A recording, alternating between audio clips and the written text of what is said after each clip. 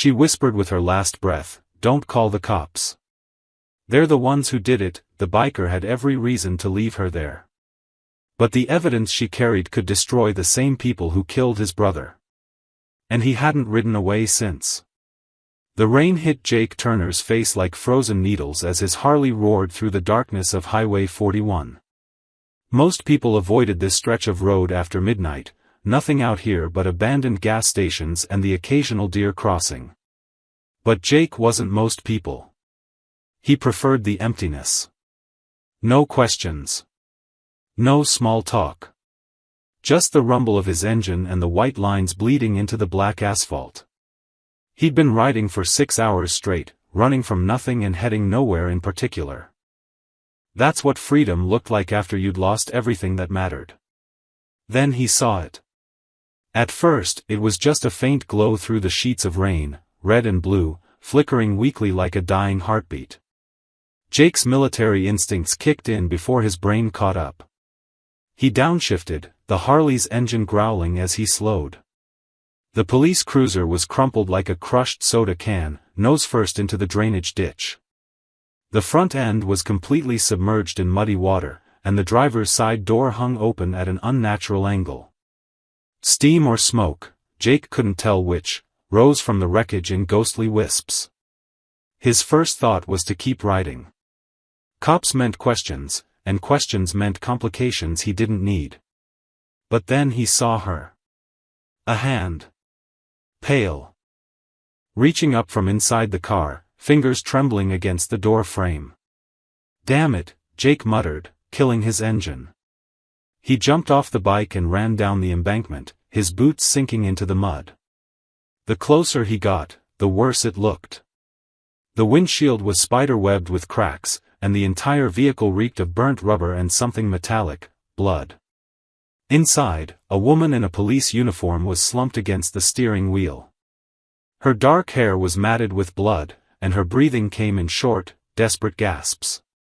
But what made Jake's stomach drop wasn't the blood soaking through her shirt. It was the bullet hole just below her ribs, clean entry, no exit. Someone had shot her. "Hey! Can you hear me?" Jake yanked the door wider, the metal shrieking in protest. Her eyes fluttered open, brown, sharp, even through the haze of pain. She tried to speak, but only a wet cough came out. Blood trickled from the corner of her mouth. Jake's medic training took over.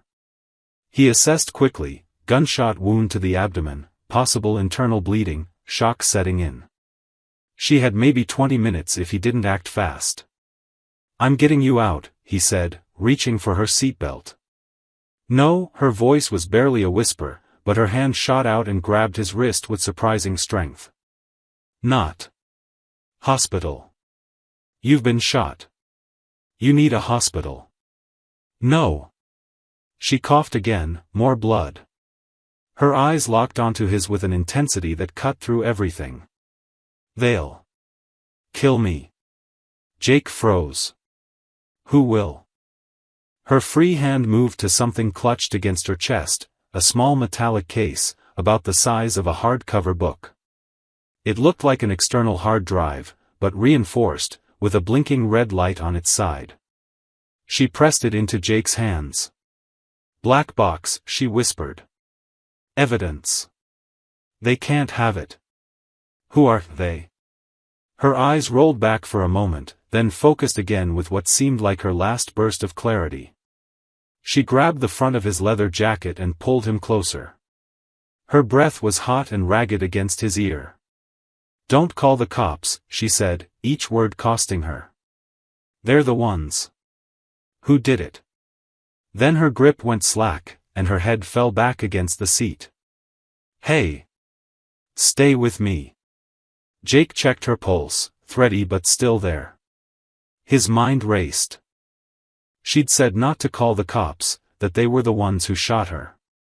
If that was true, bringing her to a hospital meant cops would show up within minutes. And if she was right, she'd be dead before sunrise. He looked at the badge clipped to her belt. Detective Maria Hale.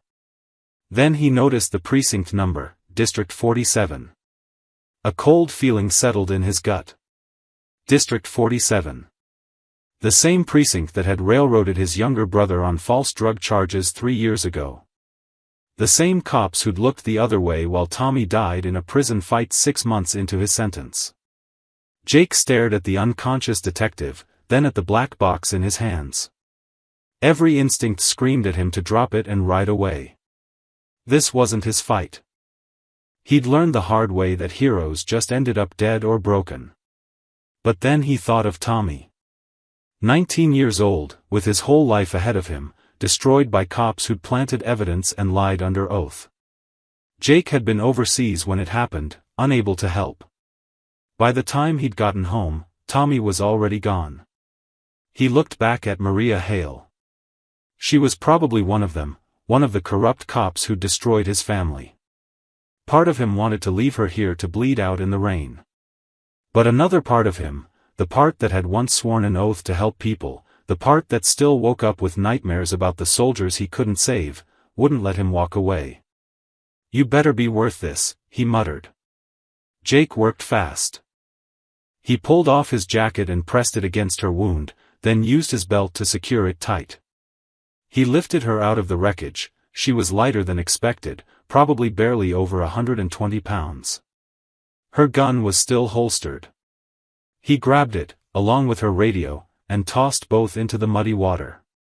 If she was right about her own people hunting her, they'd use the radio to track her. The black box went into his saddlebag. Maria Hale went across the seat of his Harley, positioned carefully so the pressure stayed on her wound. It wasn't ideal, but it would have to do. As he kicked the bike to life, Jake glanced back at the wrecked cruiser one last time. There were no skid marks on the road. No signs she'd lost control. Someone had forced her off the highway, then shot her and left her to die. And now Jake Turner, a man who'd spent the last 3 years avoiding trouble, was riding into the middle of a war he didn't understand. With a dying cop who said her own people wanted her dead. And a black box that someone was willing to kill for. The Harley's engine roared as Jake accelerated into the darkness, rain streaming off his face. Behind him, the red and blue lights continued their silent, dying pulse. Ahead, nothing but storm and shadow. And somewhere out there, people who wouldn't stop until Maria Hale was dead and that black box was destroyed. Jake didn't know it yet, but his decision to stop had just made him the most wanted man in the state. The hunt had already begun. The garage smelled like motor oil and old memories. Jake kicked the door shut behind him, rain dripping from his clothes onto the concrete floor. He'd bought this place years ago as a safe house, somewhere off the grid where no questions were asked. The previous owner had been a veteran too, someone who understood that some men needed places to disappear. Maria Hale lay on the workbench, still unconscious. Jake worked quickly under the harsh fluorescent lights, cutting away her blood-soaked uniform shirt. The bullet had gone through her side, missing vital organs by inches. Lucky. He cleaned the wound, packed it with gauze from his field kit, and stitched her up with the steady hands of someone who'd done this 100 times in worse conditions. By the time dawn crept through the grimy windows, she was stable. Not good, but alive. Jake sat in a metal folding chair across from her, Maria's service weapon resting on his lap. He'd already emptied the magazine and ejected the chambered round. Trust was earned, not given. Her eyes snapped open at 6:47 a.m. For a moment, she just stared at the ceiling, disoriented. Then her hand shot to her empty holster, and her body tensed. She tried to sit up and immediately gasped in pain, falling back. "Easy," Jake said. "You move like that, you'll rip the stitches." Her head whipped toward his voice. Her eyes were clearer now, sharper. Cop eyes, assessing everything in seconds, the room, the exits, him. "Where's my gun?"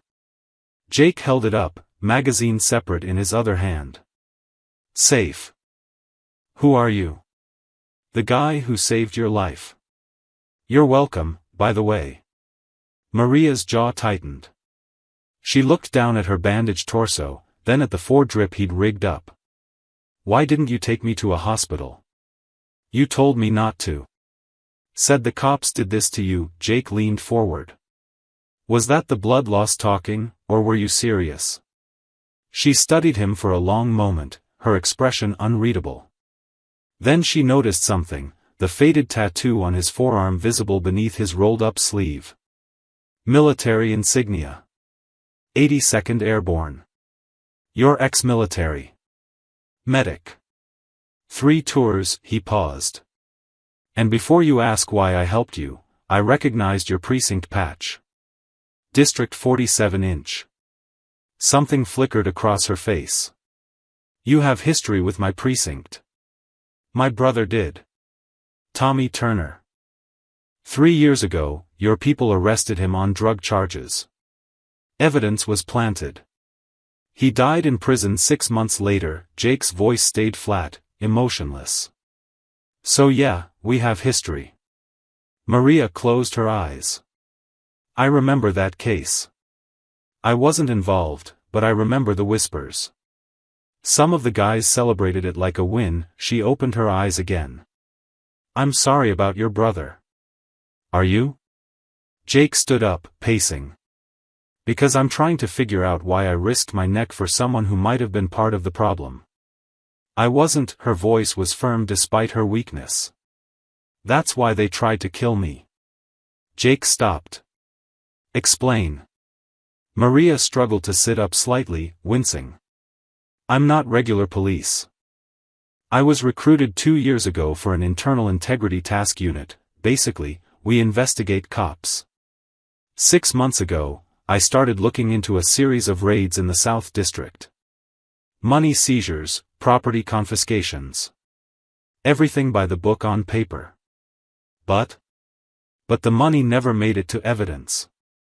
Property ended up in private sales. I started digging deeper, following the paper trail." She gestured weakly toward Jake's saddlebag where he'd stashed the black box. "That drive contains body cam footage my team collected. Hidden cameras, too. It shows everything: cops working with private security, beating confessions, executing a witness." Jake felt his blood run cold. "Executing?" "Shot him in the back of the head and called it resisting arrest. The body cam was malfunctioning during the incident. But I had a backup feed." Maria's expression hardened. "The footage also shows who's really running things. Charles Vance."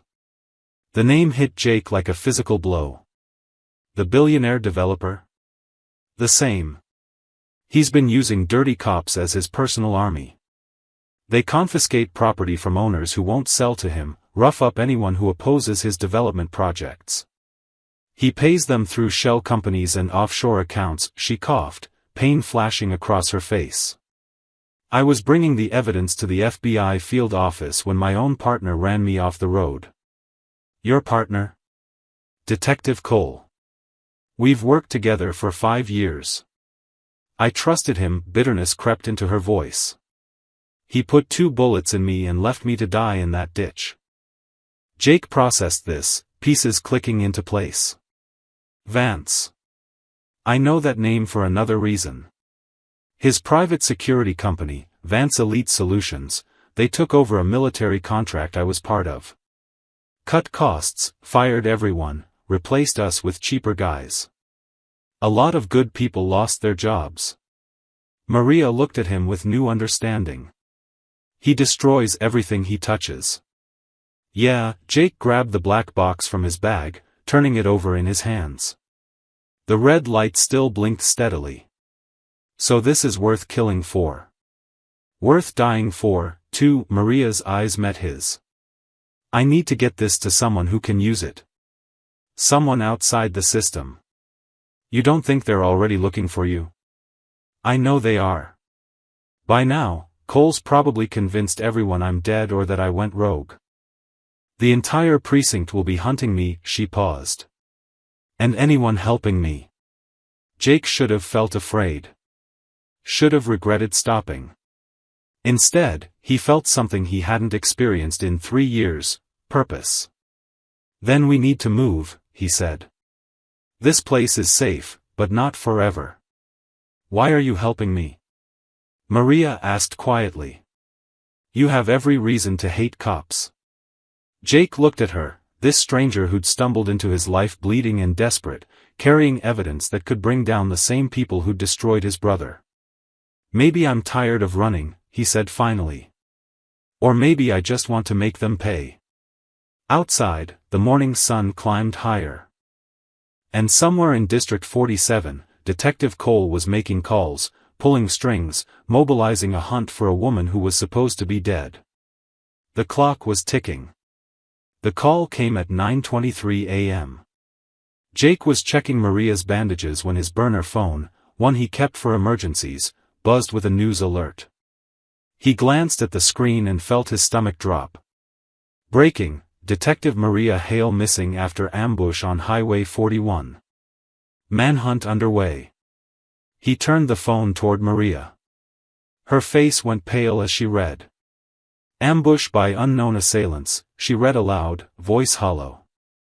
Detective Hale is considered armed and dangerous, possibly suffering from head trauma and confusion. They're painting me as the criminal. Smart, Jake muttered. Now every cop in the state thinks you're a threat. If someone spots you, they won't ask questions. Maria tried to stand, wobbled, and Jake caught her. We need to leave. Now. You can barely walk. I can ride. Her eyes were fierce despite the pain. They'll trace the crash site, search the area. It's only a matter of. The sound of vehicles outside cut her off. Jake moved to the window, staying in the shadows. 3 black SUVs rolled into the lot, moving with tactical precision. Not police cruisers. These were unmarked, windows tinted, no lights. We've got company, he said quietly. Men emerged from the vehicles, 6 of them, dressed in police tactical gear but moving like military contractors. They wore body armor, carried AR-15s, and fanned out with the coordination of a trained unit. Maria appeared beside him, her face grim. That's not standard police response. That's a hit squad. They found us fast. Cole knows all my safe locations. He probably figured I'd head somewhere off-grid. She grabbed Jake's arm. They're not here to arrest me. They're here to finish the job. Jake's mind raced. The garage had 2 exits, the main door they'd entered through, and a back door leading to the alley. But the team outside was already splitting up, covering both. Tactical breach in 30 seconds, he estimated. We need to move now. He grabbed the black box, shoving it back into his saddlebag. Maria retrieved her empty gun from the table, and Jake tossed her the magazine. She loaded it with practiced efficiency despite her shaking hands. Can you shoot? I'm gut shot, not dead, she replied. The crash of the front door exploding inward answered for them. Go. Jake shoved Maria toward his Harley as the first tactical officer stormed through, weapon raised. Jake threw a wrench from the workbench. It struck the man's night vision goggles, and he stumbled. Maria fired twice, both shots hitting center mass. The officer went down hard. But 2 more were already pushing through behind him. Jake kick-started the Harley as bullets sparked off metal shelving. Maria swung on behind him, one arm wrapped around his waist, the other returning fire. The bike roared to life, and Jake twisted the throttle, launching them toward the back exit. The door was locked. Hold on. Jake gunned the engine and crashed through the thin aluminum door. It exploded outward in a shower of sparks and twisted metal. They burst into the alley as more gunfire erupted behind them. The alley was narrow, barely wide enough for the bike. Jake weaved between dumpsters and debris, Maria's grip tight around him. Behind them, 2 SUVs squealed into pursuit, their engines roaring. They're coming. Maria shouted over the wind. Jake took a hard right, emerging onto the industrial dock road. Morning workers scattered as the Harley screamed past, followed by the black SUVs. The lead vehicle pulled alongside, and an officer leaned out the window, rifle aimed. Maria fired first. Her shot shattered the SUV's front tire, and the vehicle swerved violently, clipping a parked truck before spinning out. But the other two were still coming. Jake weaved between shipping containers, using the maze-like dock layout to his advantage. He'd worked security here years ago, knew every turn and dead end. He led them deeper into the container yard, then suddenly braked and cut left into a gap between two 40-foot containers. The pursuing SUVs shot past, unable to stop in time. Jake killed the engine, and they sat in tense silence as the vehicle's engines echoed somewhere in the distance, searching. Maria's breathing was ragged, and when Jake glanced back, he saw blood seeping through her bandages. "You're bleeding again."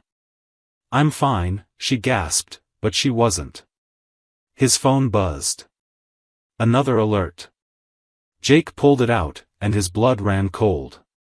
The screen showed a grainy surveillance photo, taken just minutes ago.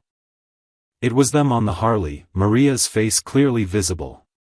Below it, $50,000 reward for information leading to apprehension of Maria Hale and unknown male accomplice. "They've got our picture," Jake said quietly. Maria leaned forward to look, and her expression changed. "That angle. That's from a traffic camera on Harbor Street. We passed it 2 minutes ago." So traffic cameras feed directly to precinct dispatch," she met his eyes.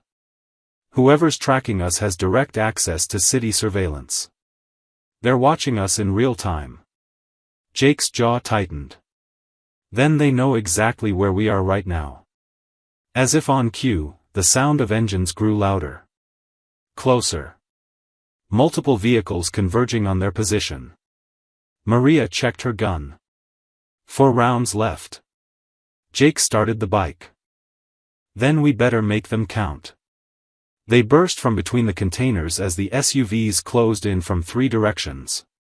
Jake twisted the throttle, launching them toward the only open route, straight toward the dock's edge and the dark water beyond. "What are you doing?" Maria shouted. "Something stupid," Jake replied. The Harley hit the wooden dock at full speed, boards cracking beneath them. Behind them, the SUVs skidded to a halt at the water's edge. But Jake and Maria were already disappearing into the maze of fishing boats and pier supports, swallowed by shadows and fog. For now, they'd escaped. But both knew the truth: Detective Cole wasn't just hunting them. He was watching their every move. And there was nowhere left to hide. The abandoned farmhouse sat 2 counties away, hidden behind overgrown fields and a collapsed barn. Jake had found it years ago during one of his long rides, a place so forgotten that even the county tax assessor had lost track of it. They arrived just after sunset, exhausted and running on fumes. Maria had passed out twice during the ride, and Jake's arms ached from holding her steady. He carried her inside, laying her on an old couch that smelled like dust and mice. The wound had reopened. Blood soaked through the bandages, fresh and dark. Jake worked by candlelight, restitching with steady hands while Maria drifted in and out of consciousness. When he finished, he slumped against the wall, finally letting himself feel the weight of the last 18 hours. They'd nearly died. Twice. Around midnight, Maria woke. The fever had broken, and her eyes were clearer. She found Jake sitting by the window, watching the dark fields for any sign of headlights. "How bad is it?" she asked, her voice hoarse. "You'll live." "Probably," he didn't turn around. "We need antibiotics. Real ones. And more supplies. There's a veterinary clinic about 10 miles south. I saw it on the way in." She sat up slowly, testing her body. "They'll have what we need." Breaking into a vet clinic. "My life just keeps getting better." Jake finally looked at her. "Why'd you really take this case? The investigation into Vance?" Maria was quiet for a moment, staring at the flickering candle. "You want the official answer or the truth?" "Truth." I grew up believing in the badge. My father was a cop. My grandfather too. They taught me that the job meant something, protecting people, standing up for what's right. She laughed bitterly. Then I made detective and realized half my precinct was dirty. Small stuff at first. Skimming from evidence, looking the other way. But then Vance came along, and suddenly it wasn't small anymore. What changed? I watched them beat a 16-year-old kid unconscious because he wouldn't sign over his grandmother's property. The kid ended up in ICU. My partner, Cole, wrote it up as resisting arrest, her hands clenched into fists. I couldn't look away anymore. So I volunteered for internal integrity, started building a case. Spent 6 months documenting everything. Jake turned to face her fully. And your partner? Cole? You trusted him. For 5 years. We had each other's backs in every bad situation you can imagine. I was at his daughter's baptism. He was the best man at my wedding. She paused, pain crossing her face. Ex-wedding. My husband couldn't handle the job.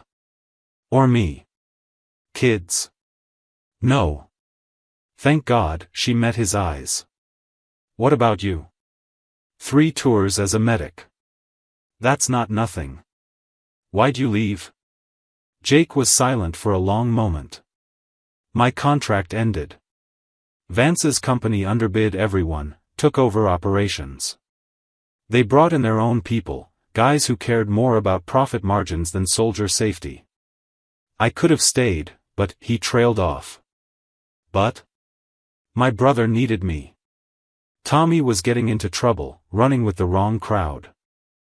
I thought if I came home, got him straightened out. Jake's voice hardened. I was 3 days too late. Your people arrested him before I could even see him. By the time I got back stateside, he was already convicted. Planted evidence, coerced confession, the whole corrupt playbook. I'm sorry, Maria said quietly. I know that doesn't change anything, but I am. Yeah, well. Sorry doesn't bring him back. Jake stood, pacing. You know what the worst part was? I went to the precinct after he died. Asked for the case files, wanted to see the evidence. They stonewalled me. Said it was procedure, that Tommy was guilty and I needed to accept it. But I saw their faces. They knew. They all knew. Maria's expression was pained. Vance Elite Solutions got that contract around the same time. 3 years ago. What? The timeline matches. Vance started his urban renewal projects right after his company took over your military contract. Suddenly the precinct had more funding, better equipment. And suddenly, people like your brother started disappearing into the system. She leaned forward. Jake, I think Tommy's arrest was part of the same operation. Vance needed that neighborhood cleared for development. The words hit Jake like a physical blow. All this time, he'd thought Tommy's arrest was just bad luck, wrong place, wrong time. But if Maria was right. They killed my brother for real estate? I can't prove it. Not yet. But it fits the pattern. Maria's voice was gentle. There might be something about it in the black box files. If we can. A sound cut through the night. Distant but distinct. Helicopter rotors. Jake moved to the window. Far across the fields, a searchlight swept the darkness, moving in a grid pattern. They're doing an aerial search. They must have tracked us to this county. Maria struggled to stand. We need to move. You can barely walk. Then help me. Jake hesitated, then grabbed her arm, steadying her. As he did, his phone buzzed. He pulled it out, another alert. But this one made his blood freeze. It was a photo of the farmhouse. Their farmhouse. Taken from above. Below it, a message from an unknown number. You can't hide forever. Give up the drive and walk away. Last chance. Cole. Maria read it over his shoulder. How did he? The phone, Jake's voice was hollow. The burner. I thought it was clean, but if they've got access to cell towers, he hurled it against the wall, shattering it. Too late, Maria whispered, staring out the window. 3 sets of headlights were winding up the dirt road toward them. And the helicopter was banking in their direction, spotlight intensifying. Jake looked at Maria, this woman he'd known for less than a day, who dragged him into a war against an enemy that seemed unstoppable. Every survival instinct screamed at him to take the bike and run. But he thought of Tommy. Of all the other people Vance and his corrupt cops had destroyed. Can you ride? He asked. Maria gritted her teeth. I'll manage. Then let's give them a chase they won't forget. They moved toward the back door as the first vehicle skidded to a stop outside. But this time, Jake wasn't running away. He was running toward something. Toward answers. Toward justice. Toward making them all pay. The night exploded with sound as the hit squad breached the farmhouse. But Jake and Maria were already gone, swallowed by darkness and the roar of the Harley's engine. The hunt was far from over. It was just beginning. They rode until dawn, finally stopping at an abandoned truck stop 40 miles east. Maria was fading, her skin pale, breathing shallow. Jake knew they couldn't keep running like this. She needed rest, real medical care, and time they didn't have. Inside the decrepit building, Jake found a back office that still had power. Someone had been using it recently, there were empty food wrappers and a functioning outlet. He set up their makeshift camp while Maria collapsed into a worn office chair.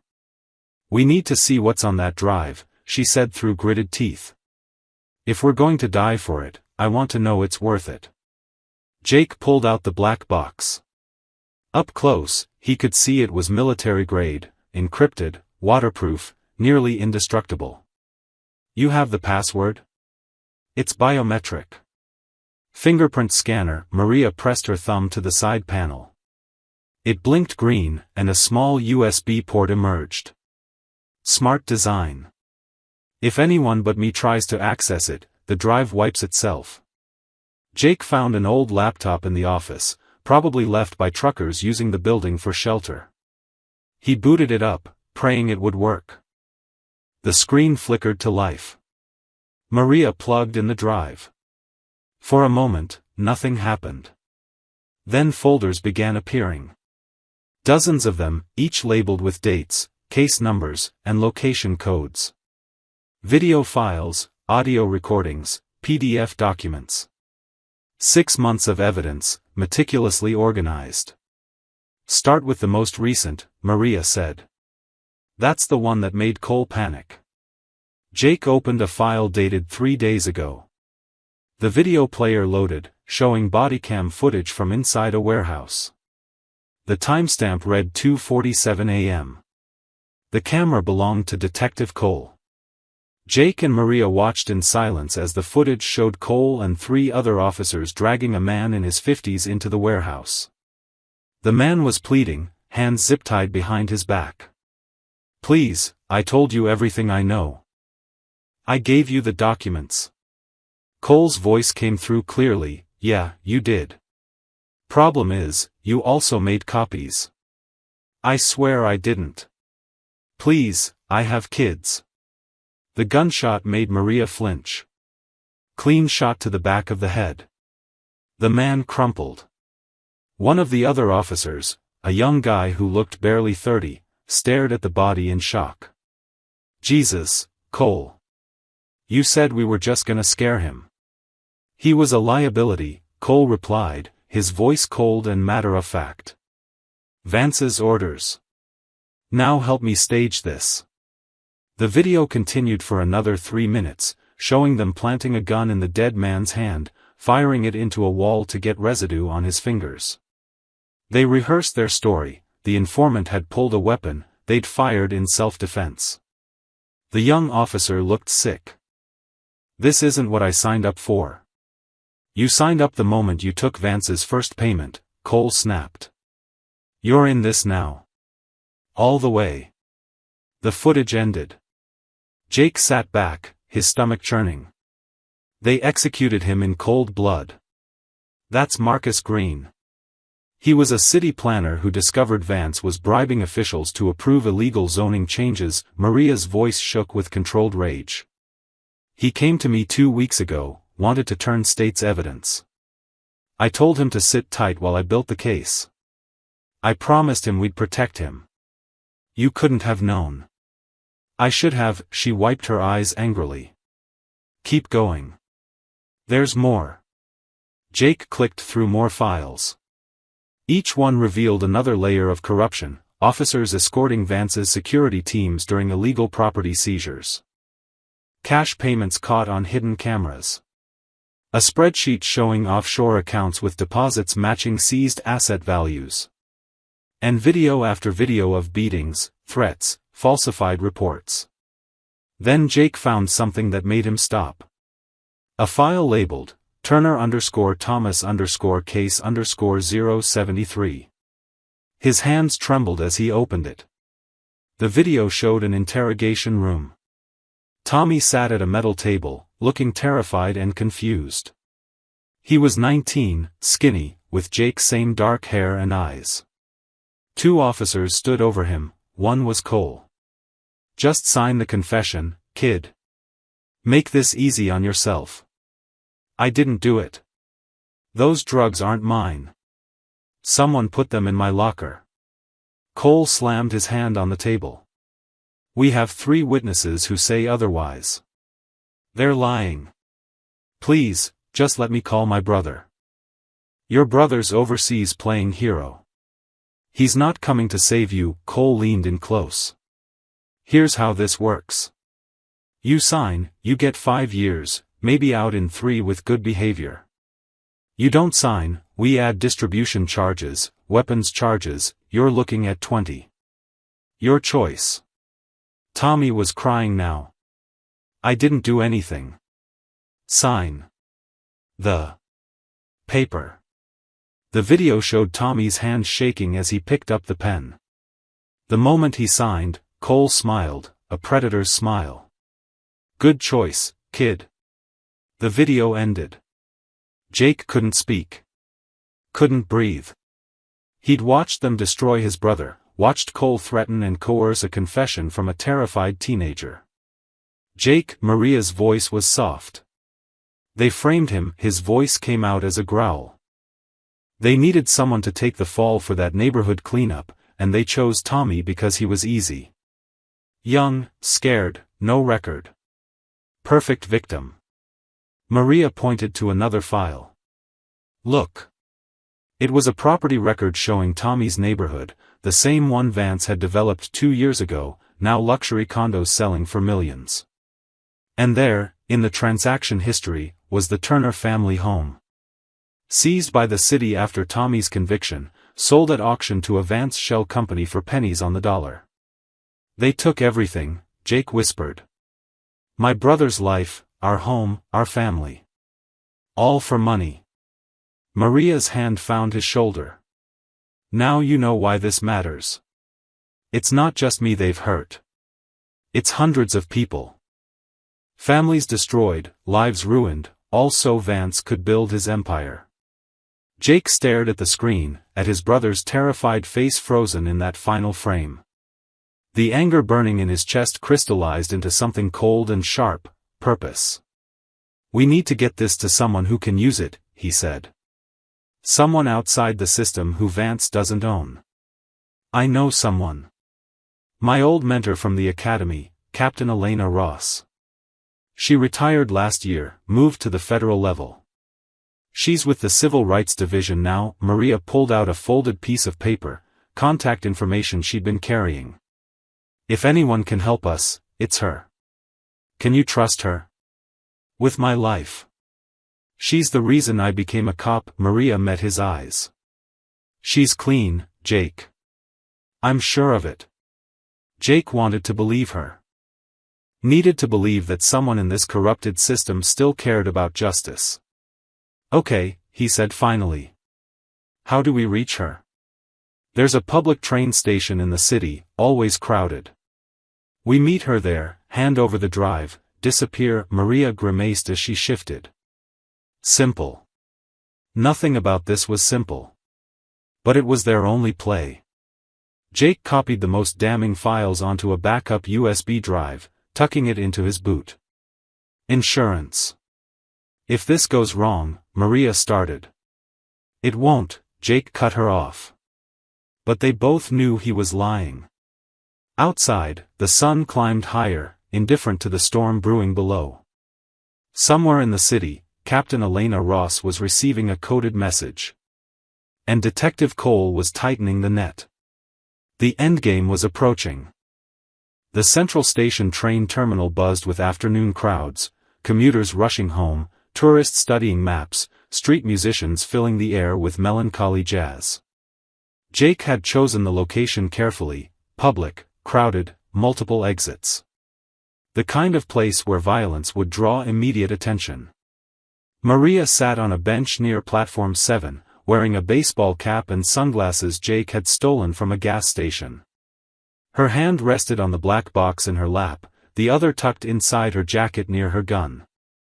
The pain medication Jake had acquired from the vet clinic helped, but she still moved carefully, each breath a reminder of the bullets she'd survived.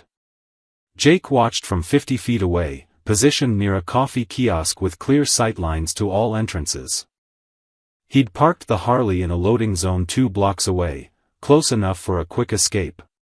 His hand stayed near the gun tucked in his waistband, concealed beneath his jacket. Captain Elena Ross was supposed to arrive at 3:15 p.m. At 3:12, Jake spotted her. She moved through the crowd with the confident bearing of someone who'd spent 30 years in law enforcement. Late 50s, gray hair pulled back, wearing a simple blazer and slacks. Her eyes scanned the terminal with professional awareness, but her expression was calm. Open. Jake's instincts screamed caution, but Maria had been certain. Ross was clean. Ross could be trusted. Maria stood as Ross approached, and Jake watched the older woman's face soften with concern as she took in Maria's pale complexion and careful movements. They spoke.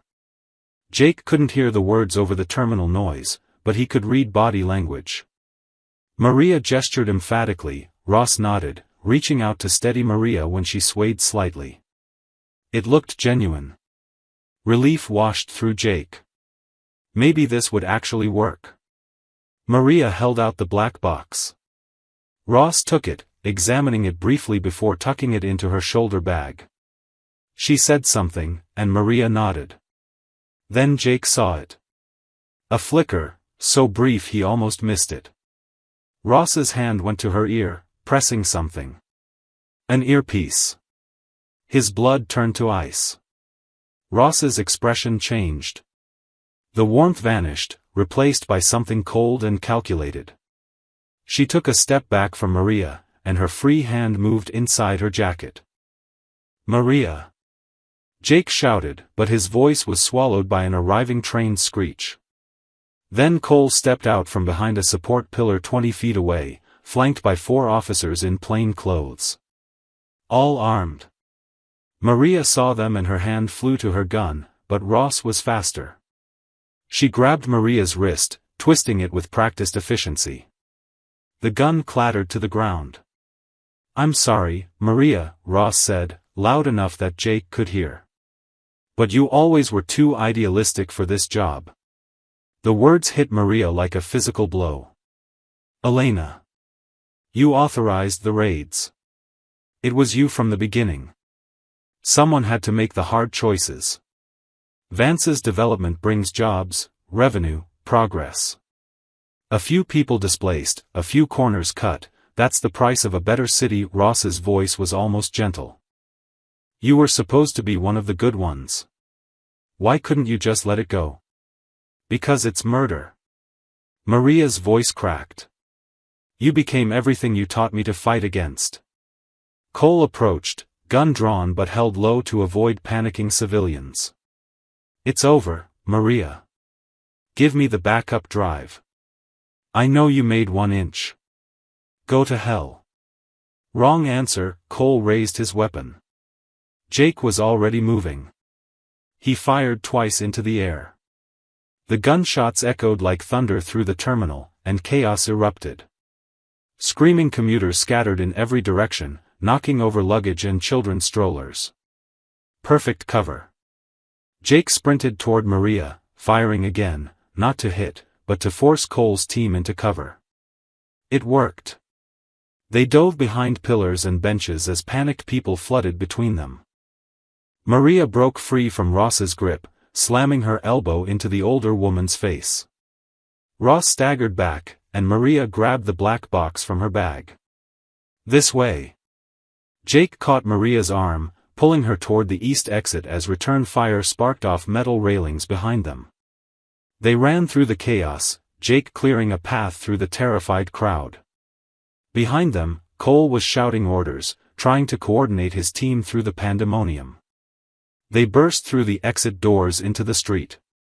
The Harley was 2 blocks away, but it might as well have been 2 miles.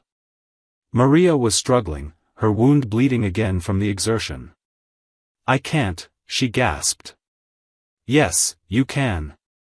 Jake half-carried her, scanning for pursuit.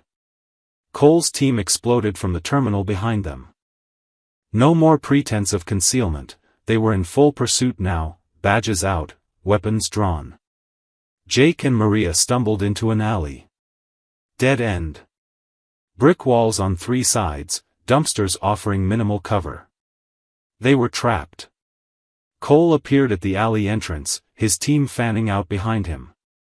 He looked almost sad as he raised his weapon. "I really wish you hadn't made me do this, Maria. We were partners. Family. Family doesn't murder each other for money," Maria spat. "No. They do it for survival." Cole took aim. "Sorry it had to end this way." Jake stepped in front of Maria, his own gun raised. "You want her, you go through me." Cole's laugh was bitter. "Who even are you? Some nobody playing hero? This doesn't concern you. You killed my brother. Tommy Turner." 3 years ago, Jake's voice was ice. "So yeah, it concerns me." Something flickered in Cole's expression, recognition, maybe even regret. "The kid from the South District case. I remember him." He paused. "He was just collateral damage. Wrong place, wrong time. His name was Tommy. He was 19 years old. And you destroyed him." "That's what we do," Cole said flatly. "We destroy the weak so the strong can build something better. It's how the world works." "Not anymore," Maria said. She held up her phone, screen glowing. "I've been streaming this entire conversation. Every word. 20,000 people are watching right now." Cole's face went white. "You're bluffing." "Am I?" Maria's smile was savage. "Check your phone. Check social media. We're trending." Cole pulled out his phone, and his expression crumbled. Jake risked a glance at his own phone. Maria was right. The live stream was everywhere, comments flooding in, people recording the feed, sharing it. The confession was out. The world was watching. Cole's hand shook as he kept his weapon trained on them. "Doesn't matter. You're still trapped. You're still dead." "Maybe," Jake said. "But so are you. You think Vance protects loose ends? The moment this went public, you became a liability." As if on cue, Cole's phone rang. He answered, and Jake watched the color drain from his face. "Yes, sir. I understand." But, Cole's expression twisted with panic. "You can't just, I did everything you asked. I protected." He listened for a moment longer, then lowered the phone slowly. When he looked back at Jake and Maria, there was nothing in his eyes but the hollow emptiness of a man who just realized he'd been played. "He cut me loose," Cole whispered. "After everything, he just cut me loose." Sirens wailed in the distance, growing closer. Real sirens. The honest kind. Cole stared at his gun, then at Maria. I really am sorry. About all of it. Sorry doesn't fix anything, Maria said. Cole nodded slowly, then lowered his weapon. His team, seeing their leader surrender, did the same. The sirens grew deafening as federal vehicles screeched into position, blocking the alley. Agents in FBI windbreakers poured out, weapons drawn. Maria held up the black box. We have evidence of systemic corruption involving local police and Charles Vance. I'm Detective Maria Hale, and I'm the one who called you. Jake stared at her. You contacted the FBI? Before we left the truck stop. Told them where we'd be, when to arrive, she smiled weakly. I trust Ross. Trusted. But I'm not stupid. As federal agents swarmed Cole and his team, securing them in handcuffs, Maria finally allowed herself to collapse. Jake caught her, lowering her carefully to the ground. You okay? He asked. No, she admitted. But we won. Jake wasn't so sure. As he looked at the chaos around them, the agents, the cameras, the growing crowd of onlookers, he couldn't shake the feeling that this wasn't over. Vance was still out there. And men like him didn't go down without a fight. 2 days later, Jake received the call he'd been dreading. Maria was in federal protective custody, recovering in an undisclosed hospital. The FBI had seized the black box, and the footage was making international headlines. Vance had been arrested on preliminary charges, though his lawyers were already working overtime. Cole and Ross were in custody, awaiting trial. It should have been over. But Jake knew better. Men like Vance didn't fold because of one arrest. They had contingency plans, fail-safes, people on payrolls that ran deeper than anyone imagined. Which is why Jake wasn't surprised when his burner phone, a new one, rang at 4 a.m. Turner, the voice was Cole's, but wrong. Hollow. Desperate. You need to listen very carefully. How did you get this number? Doesn't matter. They're coming for her. For Maria. Today. Jake was already moving, pulling on his boots. You're in federal custody. How? Vance has people everywhere. Including the FBI. They're moving Maria today to a safe house in the desert, but it's not safe. It's a kill box, Cole's voice cracked. I know I don't deserve to ask, but... She was my partner. For 5 years. Before everything went wrong. Please. The line went dead. Jake stared at the phone, every instinct screaming trap. But he thought of Tommy, of all the people Vance had destroyed, and he knew he couldn't walk away. Not now. He called the underground journalist he'd worked with before, a woman named Rachel Chen who specialized in exposing corruption. He'd sent her encrypted copies of the black box files days ago as insurance. I need you to do something for me, Jake said. If I don't check in by sunset, release everything. Every file, every name, every account number. Flood the internet with it. Jake, what are you planning? Insurance, he said, and hung up. The old biker outpost sat 40 miles into the desert, a collection of weathered buildings that had once served as a way station for cross-country riders. Jake had called in favors from his old military network, and 3 former squad mates met him there at dawn, men who owed him their lives and asked no questions. You sure about this? Marcus, a grizzled ex-sergeant, checked his rifle for the 3rd time. No, Jake admitted. But I'm doing it anyway. They'd set up defensive positions, rigged improvised explosives from fertilizer and fuel, and created multiple escape routes. If Cole was right and this was where they'd bring Maria, Jake intended to make it costly. At 11 a.m., the convoy appeared. 3 armored vehicles, FBI markings, moving with tactical precision. They parked 100 yards out, and Jake watched through binoculars as agents emerged. Then he saw her. Maria, walking between two agents, her arm in a sling but alive. And behind them, partially concealed, he spotted the problem. One of the agents moved wrong, too aggressive, weapon held like military contractors, not federal officers. Jake counted 4 of them among the legitimate FBI agents. Vance's cleanup crew. "We've got hostiles mixed in with friendlies," Jake radioed to his team. "Rules of engagement, only fire on confirmed threats." The convoy approached the outpost slowly. Maria looked exhausted but alert, her eyes scanning the terrain. When she spotted Jake's position, the briefest flicker of recognition crossed her face. That's when everything went wrong. One of the fake agents pulled his weapon and shot the FBI agent beside him, clean headshot.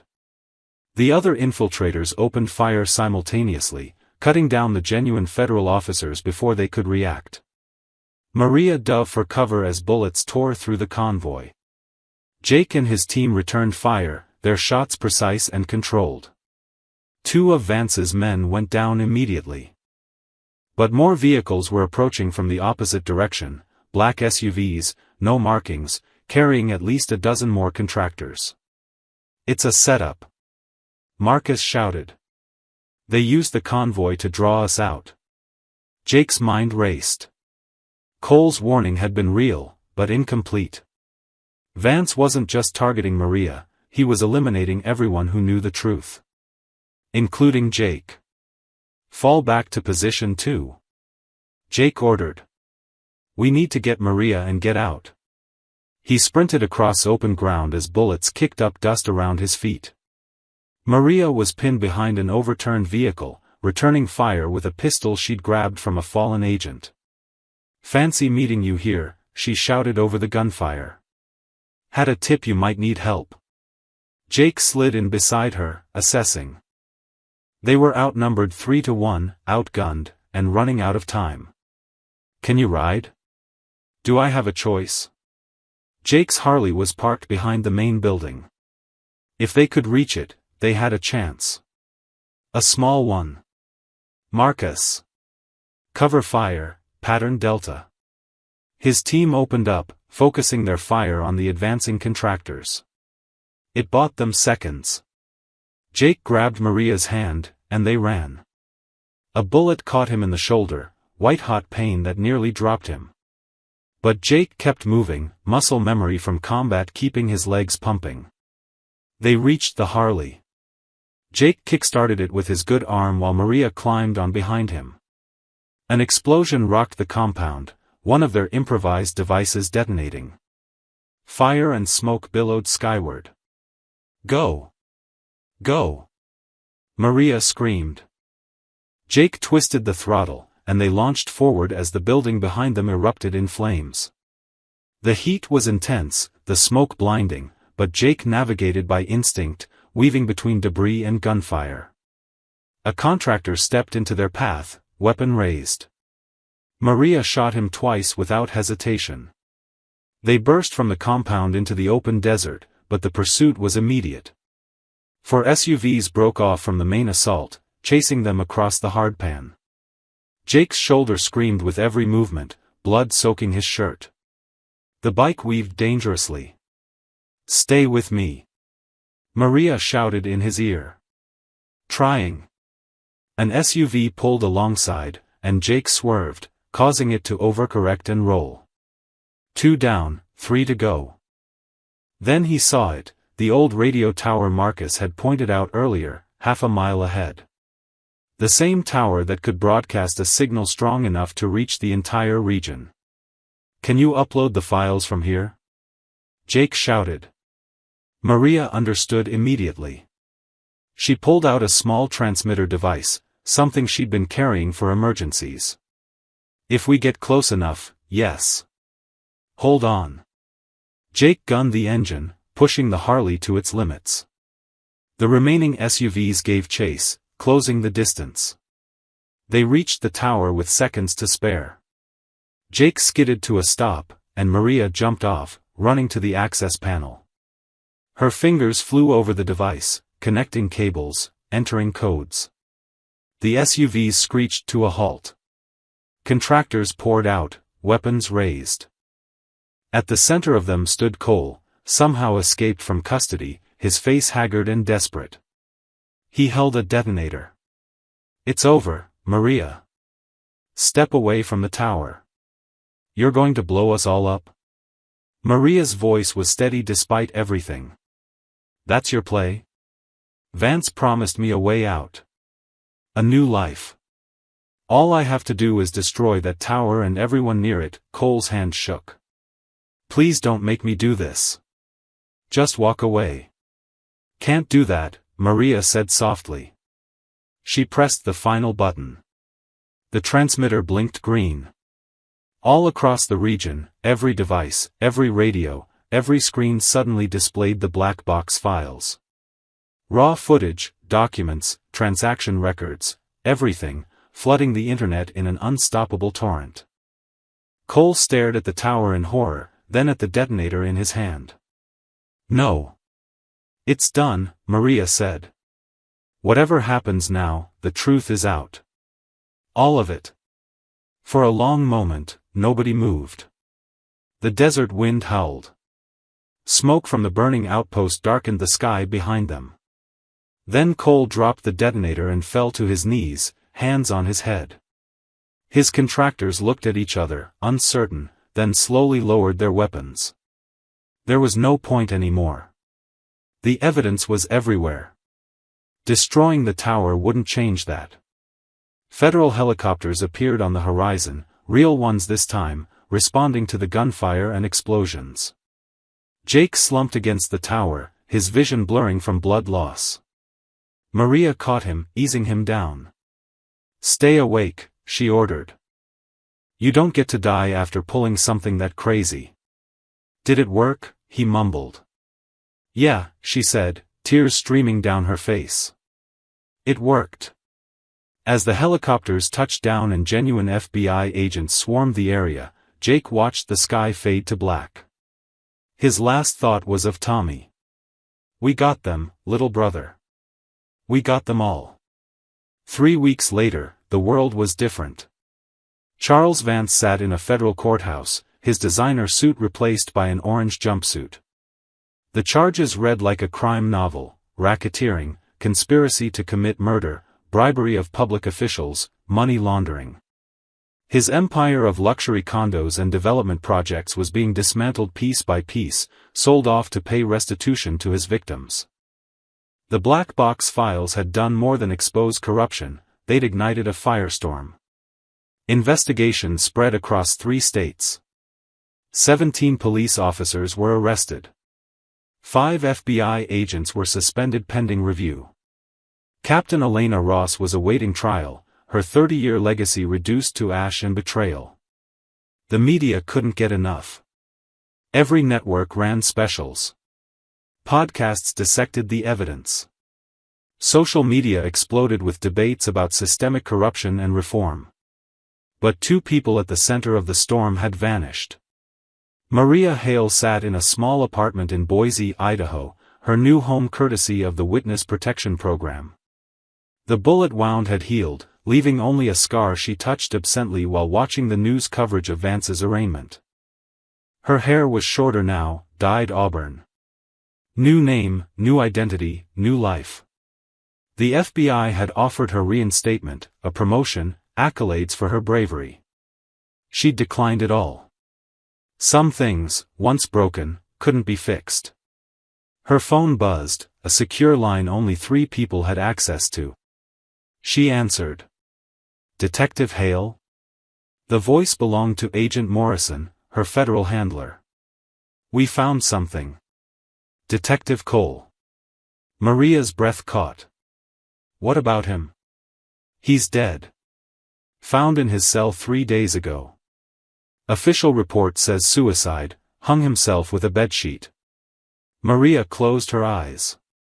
She'd known this was coming. Men like Vance had long arms, even from behind bars. Cole had known too much, become too much of a liability. But Maria asked, because there was always a but. But the angle's wrong. The ligature marks don't match the scenario. And there were no cameras in that section. Technical malfunction. Morrison paused. Officially, it's closed as suicide. Unofficially, someone got to him. So he's just another loose end tied off. Appears that way. I'm sorry, detective. I know he was your partner once. Maria thought about the man Cole had been, the one who'd bought her coffee every morning, who'd talked about his daughter's soccer games, who'd once taken a bullet meant for her during a robbery gone wrong. That man had died long before his body had. Thank you for telling me, she said, and hung up. She walked to her small balcony, watching the sun set over mountains she'd never seen before. A new city, a new life, a new Maria. But some ghosts couldn't be outrun. A knock at her door made her freeze. Nobody should know this address. She grabbed her gun, a habit she couldn't break, and approached carefully. Through the peephole, she saw a delivery man holding a small package. Package for Sarah Mitchell, he called out, using her new name. Maria opened the door cautiously, signed for it, and the delivery man left without a second glance. She examined the package. No return address. Plain brown paper. Her instincts screamed warning. Inside, she found two things. The first was a dog tag on a chain. Military issue, worn and weathered. The name stamped into the metal read, Turner, Jacob M. Her hands trembled as she picked it up. The second item was a handwritten note on plain paper. Maria, by the time you read this, I'll be gone. Not dead, just gone. It's better this way. You get your fresh start, and I get mine. I spent 3 years running from ghosts. Then I met you and realized I was tired of running. What we did mattered. Tommy's death mattered. All those people Vance destroyed, they mattered. You saved me too. Not just from the cops or Vance's goons. You reminded me what it felt like to fight for something bigger than myself. To believe that sometimes, against all odds, the good guys can win. The FBI will keep looking for me. They have questions I don't want to answer. I'm not a hero, Maria. I'm just a guy who did what needed doing. Heroes stick around for medals and press conferences. I prefer the road. Take care of yourself. Stay alive. Keep fighting the good fight. And if you ever need me, you know where to find me, somewhere between nowhere and gone. Jake. P.S. I kept the backup drive. Just in case. Some insurance is worth holding on to. Maria pressed the dog tag to her chest, tears streaming down her face. She hadn't cried when Cole died, hadn't cried during any of the depositions or hearings or news interviews. But now, alone in her safe house with proof that Jake Turner had survived, she let herself break.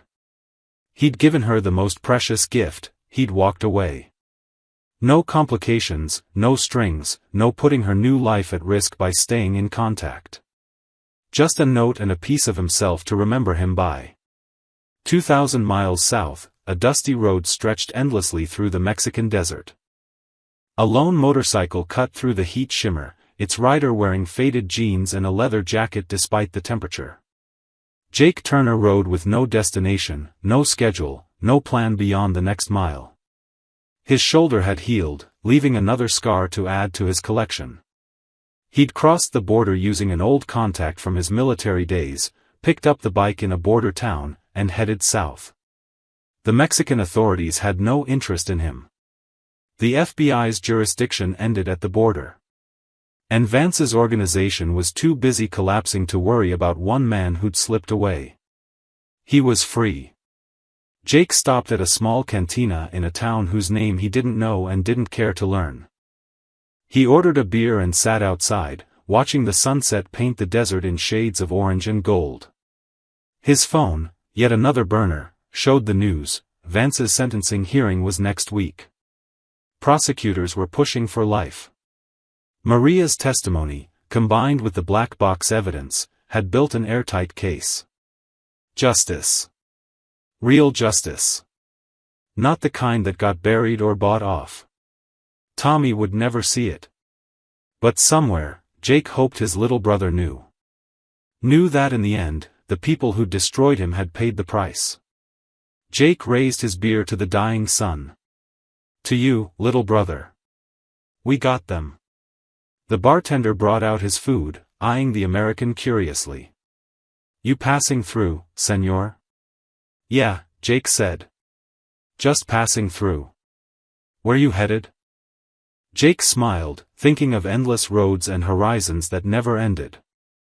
Of a life where he answered to no one, carried nothing but what fit on his bike, and woke up each morning not knowing where he'd sleep that night. Wherever the road takes me, he said. The bartender nodded, understanding in his eyes. Vea con Dios, amigo. Jake finished his meal as darkness fell, then climbed back on his Harley. The engine roared to life, familiar and comforting. He pulled onto the highway, headlight cutting through the night. In his mirror, the town's lights faded to pinpricks, then disappeared entirely. Behind him, a trail of ghosts finally laid to rest. Ahead, nothing but possibility and the promise of morning. Jake Turner rode into the darkness, a ghost himself now, the only man who'd made the police confess, who'd taken down a corrupt empire, who'd avenged his brother and saved a cop who'd believed in something worth dying for. The world knew the truth now. The story had been told. But the storyteller had vanished into legend. Somewhere on a lonely Mexican highway, a biker rode alone, his shadow stretching long behind him, chasing horizons that never came closer but never disappeared. Free at last. And the road stretched on forever.